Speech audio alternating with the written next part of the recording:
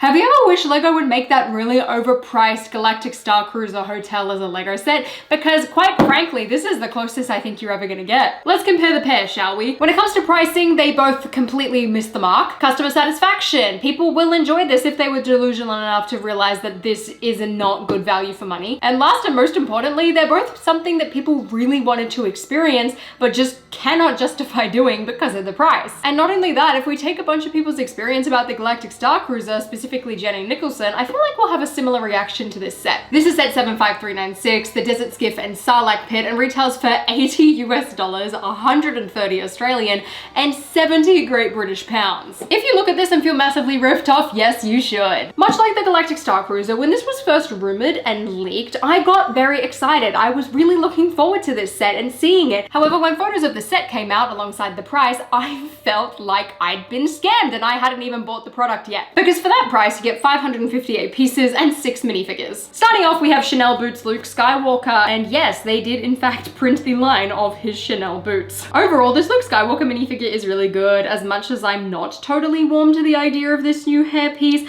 I think it looks really good and is not something that I personally have in my collection. Next up is Han Solo, and this is just a slightly modified version of ones we've seen beforehand. He has a really nice face print, including his squinted eyes from when he was in the Carbonite. Next up is the standard Chewbacca minifigure, and given the price point of this set, I would have loved to have seen him be upgraded with some hairy arms. However, LEGO still hasn't done that, and maybe we should really get on that. I think that would be a great upgrade. Then we have Lando Calrissian, who has an incredible mold for his helmet, and I feel like that is really one of the highlights of this set, and some really great torso and leg printing. Overall, I'm a big fan of this minifigure, and again, much like Luke, is not one that I already had in my collection. And last, for the Return of the Jedi themed minifigures, we have Boba Fett. Now, this version is exactly the same as the Boba Fett mech, and I know a lot of people have called up the fact that this is not actually the correct suit of Boba Fett armor, since this is the Empire Strikes Back version. However, to be completely honest, I didn't actually realize that there was 2 different versions of this suit, so it's not something that I personally care about. The bigger issue for me is the lack of the fabric pauldron. I cannot believe that LEGO have stopped giving it to him, especially in a set of this price.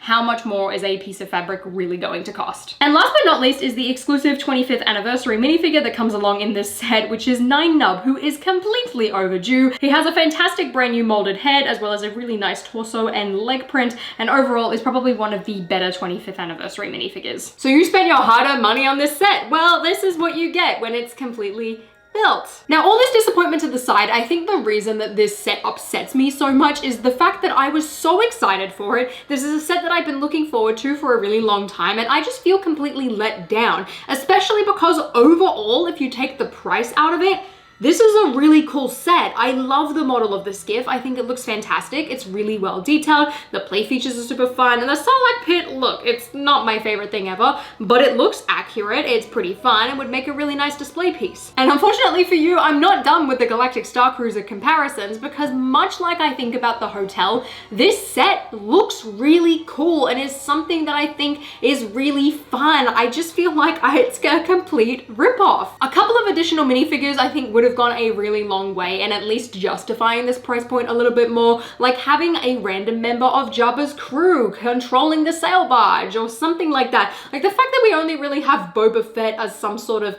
villain and he's not even associated with Jabba's team, it feels a little off to me. But minifigures aside, let's talk about the skiff. Now, like I said, I really like this model. One of my favorite features that LEGO have done in this version of the skiff specifically is by adding some clear stands to the bottom in order for the skiff to be flying and floating above the Sarlacc Pit. I really like the use of the larger clear piece at the base in order to make it feel a little bit more sturdy. I feel like it probably could have been a little bit higher. For example, I've just got mine propped up on an acrylic riser, and I feel like that really makes it just look a little bit better. But in terms of the actual model itself, I think it's absolutely fantastic. There's also a couple of really fun play features on this skiff with this swinging side thing so that Lando can fall off, and most importantly is the little plank that Luke walks off, which you can push out from the bottom and the entire plank slides forwards so he can kind of walk off of it and then do his iconic Chanel boot kick. A more valid criticism I have with this set though is just the lack of space on the inside in terms of stud space. With Lando's little spear, there's really not a lot of space space for him to stand. And then when it comes to Han and Chewie, there aren't any studs that they can attach to either, and they're just kind of placed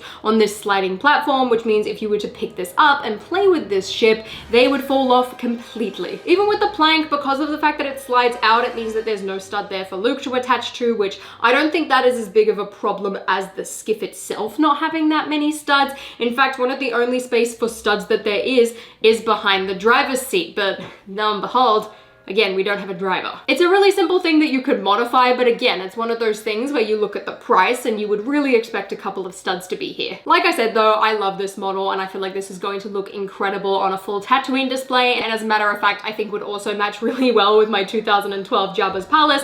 Not that contextually it makes a ton of sense, but just to complete out the Tatooine thing, it matches quite nicely. But I also think that's more of a credit to this Jabba's Palace set than this new skiff. When it comes to the Sarlacc pit, I cannot talk as highly as I can the skiff. This thing, it's just a mound of tan plates to me. I just don't get excited when I look at it, and I think that's my problem. But some positives. I like the fact that they built out the Sarlacc pit a bit more, giving it all of the teeth and giving it some play features, as you can move these little tentacles and kind of close up its mouth, but then you can't unclose its mouth unless you use your fingers to kind of open it up, so that kind of sucks. There's also a lot of texture. You know, that's not exactly a big plus, but it's something I do like about this set. And the front look, it looks fine. It's a nice display piece. The back's quite ugly though. I would have liked if we could have, you know, just finished it off with all of these tan plates. Like, all of these pieces for the most part exist in tan or dark tan. I just think completing it out color scheme wise would have really helped with this. It just takes me out of it. It works when you look at it top down, as it creates some sort of depth. However, looking at it from the back, it looks messy to me. But I feel like this Sarlacc pit was really overcomplicated for the sake of overcomplicating it and probably filling a certain budget. And I think that really hurts the set overall. There's part of me that looks at this set and it reminds me of the way that I feel about the Hulkbuster. However, just fundamentally, I did not like the Hulkbuster as a set. I didn't think it was a good set, and the price just made it worse.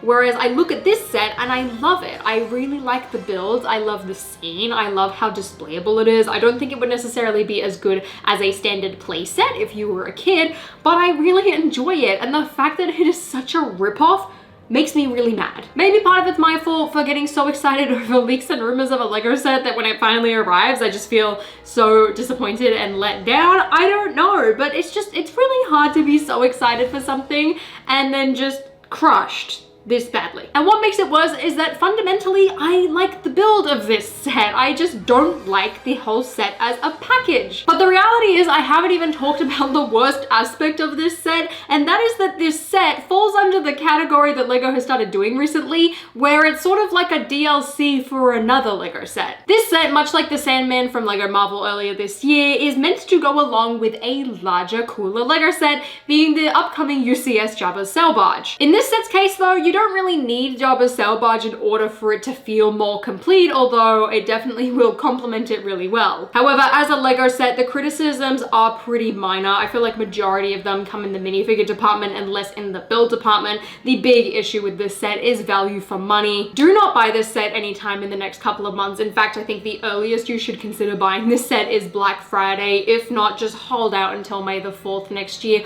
or even better, just continue to hold off, because this is definitely going to be one of those sets that gets thrown in at the 30% off sale at some point in time. In fact, the only people who should maybe consider buying this set anytime soon are people like me, who are gonna make a YouTube video of it, because then it becomes not just a tax deduction, but you're gonna make some or all of your money back on the video alone. Unless it's a business expense, please wait on this set. It is not worth it. And if, like me, you're disappointed about this set, please give this video a thumbs up, consider subscribing to my channel down below, and until next time, I'll see you later.